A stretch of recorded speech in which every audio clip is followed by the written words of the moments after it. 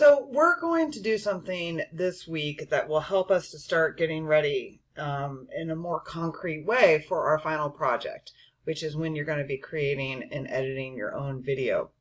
We have been studying digital storytelling, studying transmedia storytelling, and you're going to be embarking on something that is known as multimodal writing. So what multimodal writing means is that you write in more modes than just alphabetically. And we've been doing that already this semester, where you've been writing down words that you've been posting on our website. You've also been writing in images. You've been writing in code.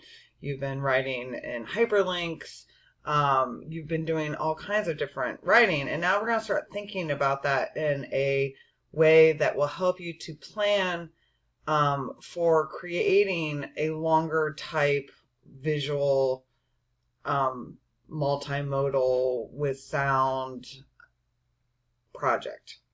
Okay, so what we're going to do this week is start practicing with a storyboard. And a storyboard you can see here on the top of this document, which I'm going to be uploading shortly to Moodle. A storyboard is where you start mapping out how you're going to create a visual scene. And I'm going to give you a specific assignment that you're going to follow. So a lot of the work has been done for you, but then you're going to have to represent this both visually and also to come up with a little bit of plot and dialogue, costume and props that you think should be included or that are included, what the lighting would look like. You know, are you going to use 3-point lighting? Do you want to have only backlighting? Do you only want to have, fill lighting? And, you're going to have to think about how all this stuff works together to tell the kind of story that you want to tell. Also, what camera shots or angles you're going to use. So what kind of cinematography are you going to engage in? And then also the editing techniques that you think you're going to use. So you can see here how this assignment is going to start pulling together the different conversations that we've been having, the different kinds of reading that we've been having in order for you to get ready for your final project. This is the first sort of baby steps that we're going to take. And some of you are going to find this to be a very incredibly difficult assignment. And I want you to take a deep breath and not panic. Now, where you're going to get some help from me is here. This is the assignment. So first of all, there are some ground rules for the assignment. You're going to imagine that you're working in a group of 3 people. There's going to be one director who will act as the cinematographer and the editor, and 2 actors. Now, this is all going to be imaginary if you like. If you feel like you're good enough at drawing or whatever, you can just draw what you think is going to be happening into the little boxes here. And then take a picture of it and upload it. Or you can actually recruit your roommates, recruit your boyfriends or girlfriends, recruit your parents, your sisters, your brothers, your friends, and take photographs of people. Basically what you're going to be doing is just thinking about how a scene would unfold in front of you. So your first objective is to block the scene by establishing where actors will walk, sit, etc., and then establish the axis of action for 180-degree rule. So you should already be familiar with the 180-degree rule. I explained it in the videos that I've already posted on Moodle. And so if you have any questions about that, go back and review the videos, okay? Now imagine you're setting up your camera or your phone to shoot a video. One thing that's an important rule that I find that many of us violate often is that when we think about, or if you're actually going to do this with your camera, we hold our camera vertically and then shoot the video, and then we wonder why it looks so stupid. The reason for that is because we're accustomed to seeing video that is shot horizontally, where it's wider left to right than it is top to bottom. So make sure that if you do decide that you don't want to draw your screenshots in here, that you would prefer in the storyboard, that you would prefer to take pictures, that make sure that you do hold your screen horizontally. Now, I want you to imagine that each shot that you're shooting is going to be about 2 to 3 seconds a piece, and I want you to invent some dialogue for it. So basically the script that I've come up with for you harkens back to Donna Haraway's article that we read about being a cyborg and how we are already, all of us, cyborgs. So the first shot should be a medium close-up, low level, and a pan of a person walking. So again, you're going to need to go back to either the earlier videos or to the reading that we've already done, and remind yourself how much of a person is in a medium close-up. We've discussed this several times. You've read the definitions. You should know this. Also, what does it mean when a camera is low level? Again, to take the definitions and then to put them into action, you really have to think about, all right, what does it mean to put my camera at a low level? What will be included in the shot? And then also, what is a pan, right?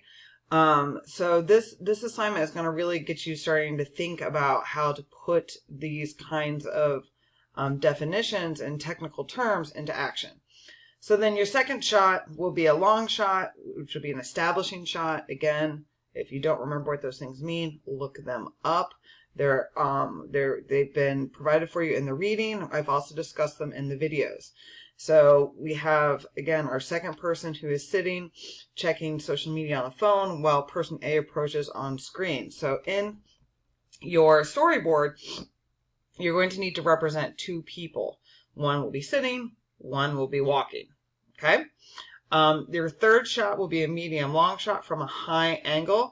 Remember, high angle is different from high level. And again, I'm asking you to do a high angle shot, or to think about what a high angle shot is, so that you can really sort of cement the idea in your mind. All right, what's the difference between a low level shot, a high level shot, a high angle shot, and a low angle shot?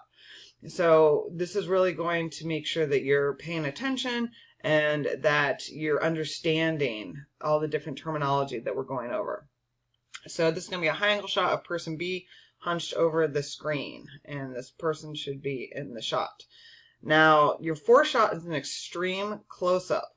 An extreme close-up is not the same as a close-up. Make sure that you go back again, look at the definitions, make sure that you understand what is the difference between an extreme close-up and a close-up.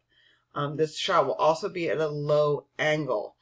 Now, because it is an extreme close-up of a low angle of a person with their eyes rolling, especially if you're taking a photograph of this instead of deciding to draw it, you're going to want to make sure that you don't point the camera up the person's nose.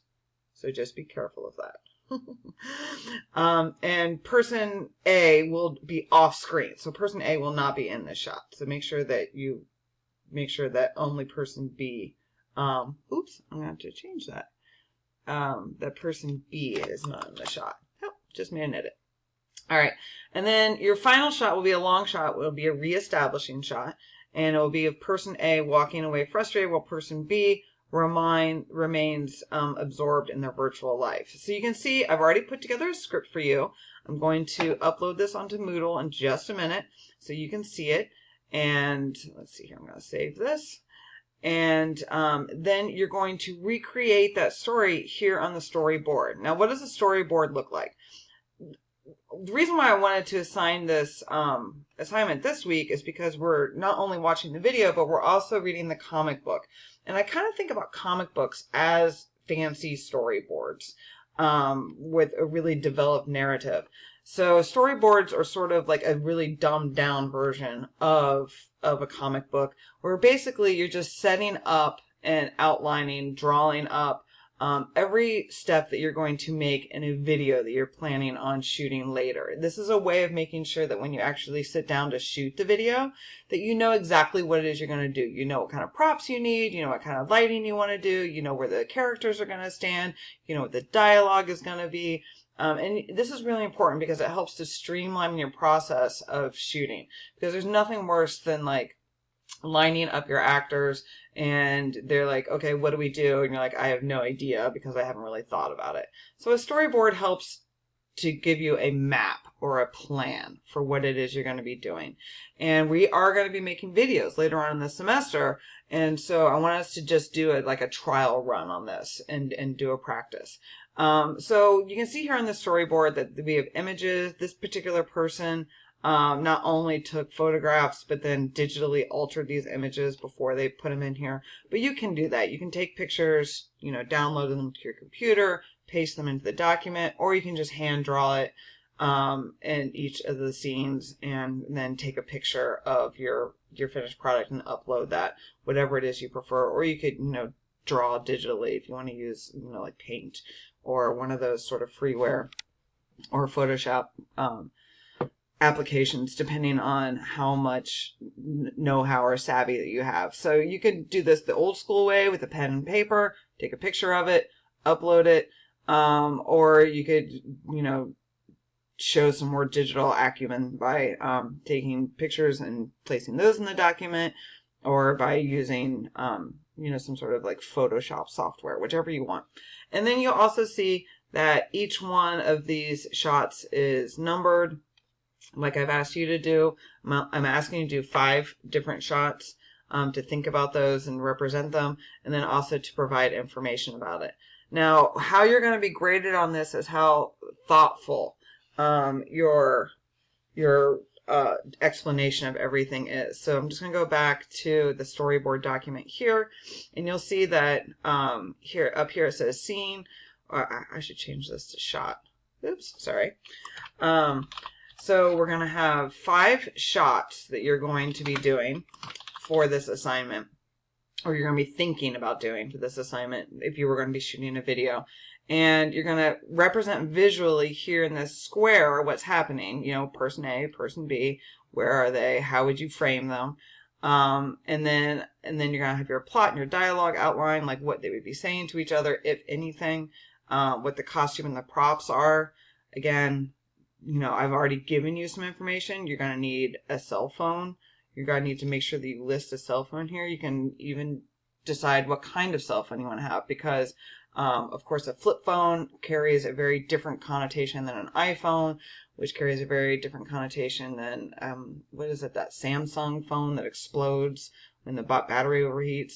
You know, so you can decide what kind of props you want to have, and that will convey different kinds of information. Your lighting, your camera shot, your angles, which I've already provided for you. So you should just be able to copy and paste those from your homework assignment. And then also any editing techniques that you're going to have, like, is this a shot reverse shot? Is it an establishing shot? Again, I've provided a lot of the information for you. So what you're going to be showing me is that you know where to put the terminology, because you know what's the difference between a camera shot and an angle and what is an editing technique. Okay? So look at the assignment, follow along, and then we're not going to be posting this on the website this week. We are going to just be uploading this to Moodle. I'm going to be putting a link on Moodle here in just a couple minutes, so you should see it in just a couple minutes. I do want to remind you all, hopefully you are still listening, that there are extra credit opportunities if you do extra work on the website. And what that work is up to you. You've now fooled around with the website enough, and you've done several assignments on there, that probably you have some ideas about ways in which the website could function better, ways that you could organize the menu, images that you could put up there, pages that you could create, blog posts that you could start. Just ideas about the course in general. And if you do that, I will award you with extra credit points.